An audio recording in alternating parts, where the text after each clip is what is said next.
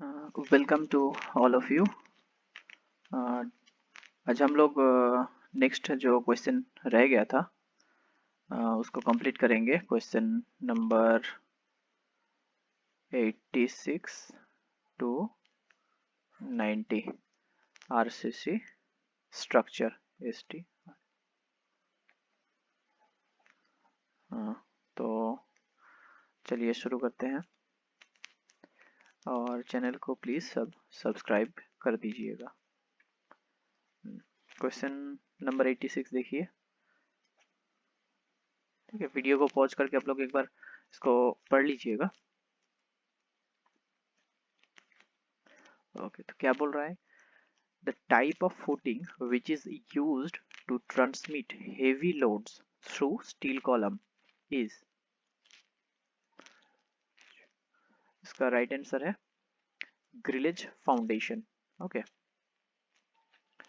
Foundation बहुत type का है, ऑप्शन में ही जैसे दिया गया है raft foundation, well foundation and isolated footings. तो राफ्ट जो फाउंडेशन होता है, राफ्ट को हम लोग मैट भी बोलते हैं। राफ्ट और मैट, जहाँ पे सॉइल का बियरिंग कैपेसिटी बहुत ही पोर है, तो वहाँ पे हम लोग पूरा जो हम लोगों का एरिया है उसमें पूरा कंक्रीटिंग करके हम लोग कॉलम बनाते हैं। तो ये मेरा पूरा एरिया मेरा कंक्रीट हो जाएगा जब हम लोग राफ्ट और मैट करेंगे। उसके बाद हम लोग यहाँ से कॉलम बनाएंगे, पर उसके नीचे का जो बेस रहेगा पूरा मेरा कंक्रीटिंग हो जाता है। एरिया मेरा पूरा कंक्रीटिंग रहेगा। ये जो आप एरिया देख रहे हैं ये सब पूरा हम लोग कंक्रीट कर देंगे। और यहाँ पे जो ग्रिलेज फाउंडेशन बोल रहा है, तो ये मेनली हम लोग स्टील कॉलम यूज़ करते हैं। ठीक है, स्टील का कॉलम यूज़ करते हैं और उसको कैसे हम लोग एक दूसरे के साथ जोड़ के भी बना सकते हैं जहाँ पे हेवी लोड आता है। मेनली जैसे बहुत ही बड़ा वेयर हाउस है और किसी वर्कशॉप जहाँ पे हेवी वेटेड क्रेन चलता है, तो यहाँ पे हम लोग जो column steel column I section use करते हैं वो आपका जैसे इस टाइप का रहेगा।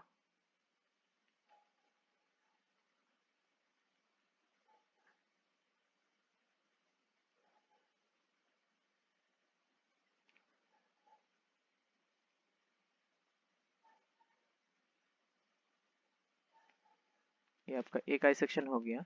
इसी के साथ बहुत टाइप का फॉर्मेशन रहता है।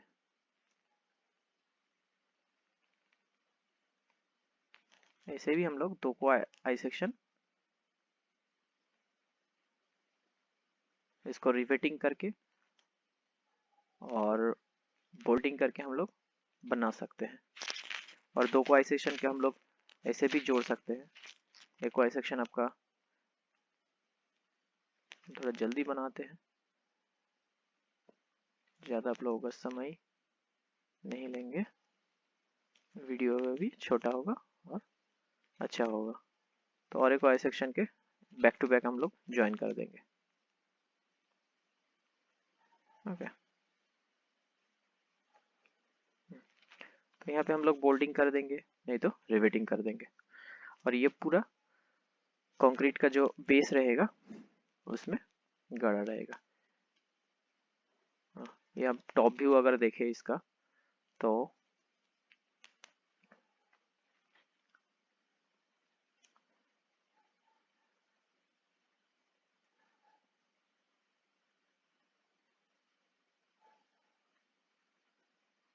इस टाइप का आइसोलेटेड फुटिंग है जहाँ पे सॉइल थोड़ा फर्म है, जहाँ पे स्ट्रेंथ ले सकता है, वहाँ पे हम लोग सिंगल सिंगल, जैसे मेरा पूरा एरिया ये है, यहाँ पे हम लोग सिंगल सिंगल हम लोग फुटिंग कॉलम बनाएंगे। तो ये हो जाएगा मेरा आइसोलेटेड।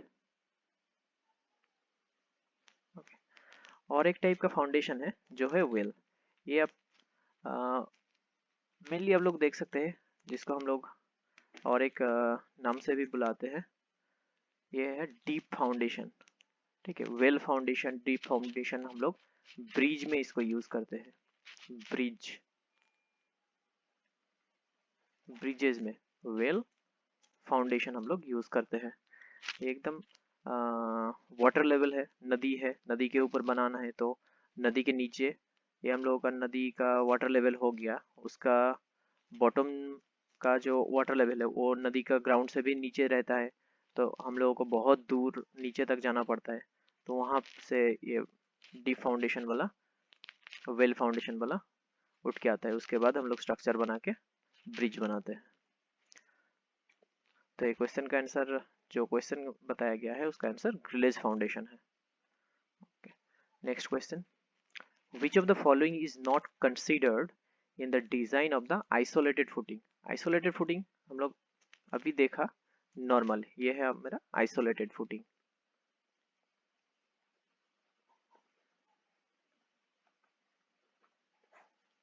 तो हम लोग यहाँ पे तीन चीज कंसीडर करते हैं, इसका जो डिजाइन करने के टाइम हम लोग तीन चीज कंसीडर करते हैं। ये एक है बेंडिंग मोमेंट, एक शेयर, और ये है punching. Okay,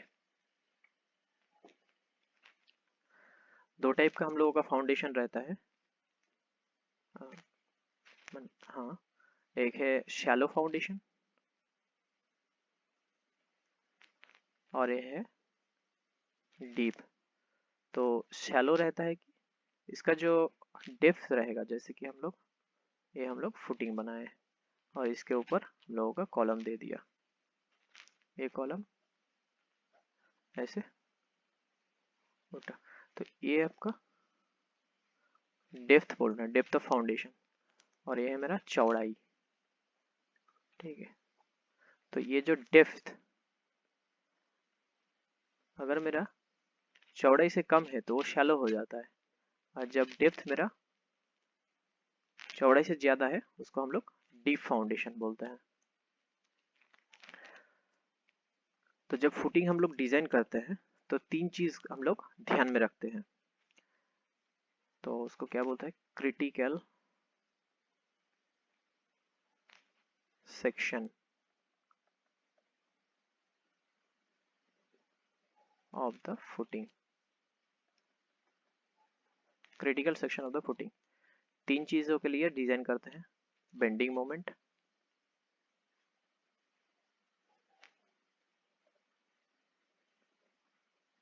one way share,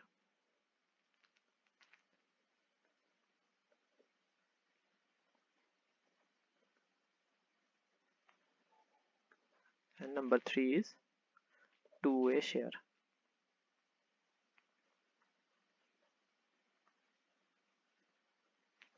जिसको हम लोग पंचिंग शेयर भी बोलते हैं। तो क्वेश्चन जो कह रहा है उसके हिसाब से हम लोग,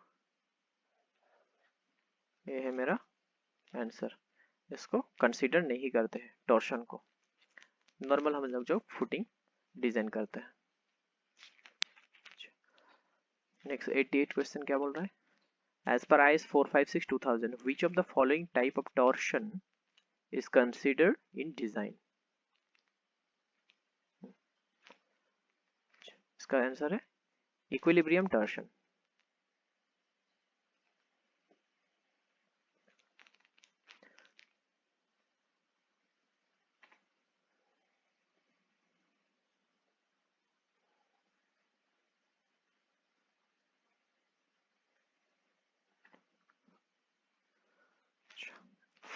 नेक्स्ट क्वेश्चन 89 इज, ये वाला क्वेश्चन इंपॉर्टेंट है, यहाँ से बहुत क्वेश्चन आता है, यहाँ पे कंफ्यूजन भी होता है कि प्री टेंशन पोस्ट टेंशन कौन सा किस में आता है, किस में कौन सा नहीं होता है।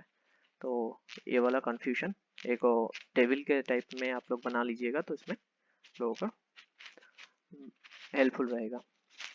तो क्वेश्चन क्या बोल रहा है, which of the following is categorized as a long term loss of prestress in a long term loss prestress in a prestressed concrete. हम लोग अभी दो टाइप का कंक्रीट बना रहे हैं, एक है pre stress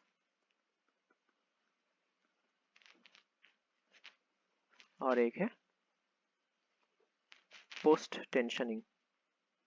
pre stressed concrete है जिसमें हम लोग प्री टेंशनिंग देते हैं, pre tensioning, pre tension, pre stressed, ये है मेरा कंक्रीट। तो इसमें दो टाइप का डिवाइड थे, इसको आप लोग काट दीजिए।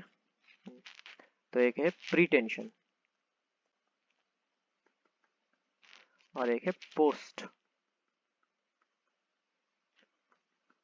टेंशन। तो यहाँ पे क्या बोला गया है, pre stress in a prestressed concrete, pre stressed concrete. तो लॉसेस के बारे में यहाँ पूछा गया, लॉन्ग टर्म लॉस। तो इसका आंसर है loss due to relaxation of strengths. अगर लॉसेस के बारे में हम लोग डिटेल देखें तो इस टाइप का आएगा, लॉसेस, ओके, इमीडिएट लॉस होता है,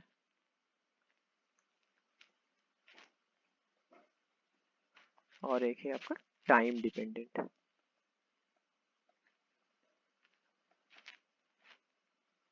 टाइम डिपेंडेंट इमीडिएट लॉस के अंदर आता है elastic shortening, elastic shortening, friction और है एंकरेज स्लिप।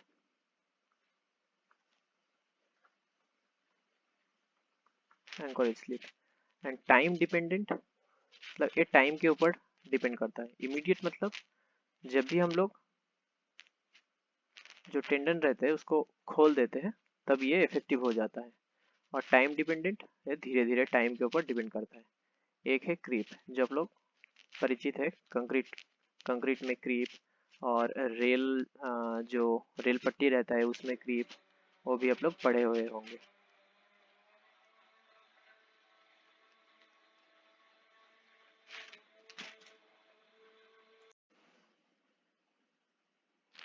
नेक्स्ट है आपका shrinkage, SH, and other is relaxation.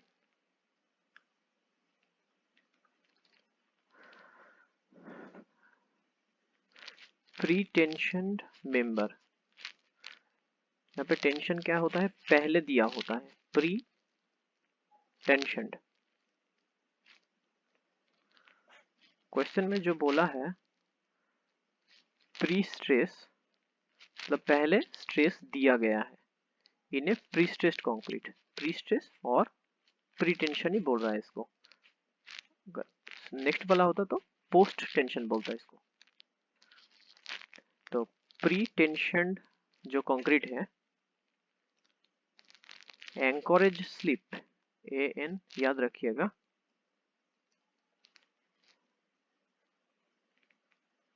Encourage slip एक नंबर।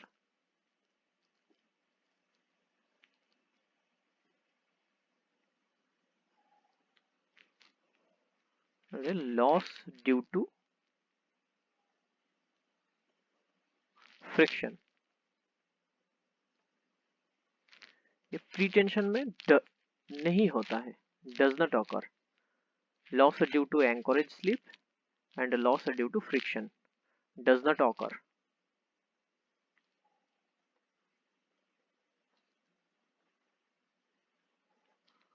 Occur in pre टेंशनड।